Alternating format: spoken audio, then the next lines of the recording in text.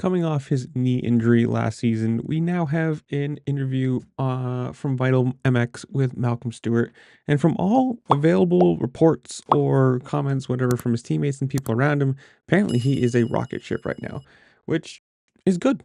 I mean, like I always say, more competition is always better. And if he's going to be back and ready, I think he said in the interview he's been back on the bike since like early November.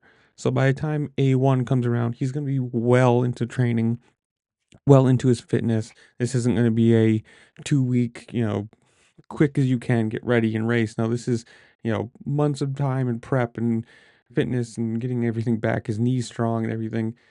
This is exciting. Obviously at 32, 31 years old. I think he's 31 this year, he's 31 right now.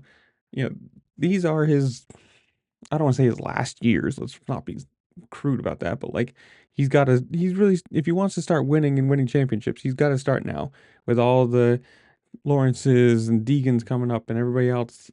It's about time he's going to start having some problems, but I'm excited. This year of Supercross is going to be awesome with the Lawrences, like I said, Cooper Webb back to Yamaha, Malcolm back, and Sexton over to KTM. This is going to be an incredible year just from people changing teams and new names, and or well, not new names, but like, people coming up. I'm excited about this, and hopefully he stays healthy, and then hopefully the whole lineup of people stays healthy, and this year is competitive and insane. But in the comments below, you guys tell me, how well do you think he's going to do? Is this, he's back and he's a top 10 guy, or is this he's back and he's going to be fighting for podiums and wins? Whatever it is, comment down below.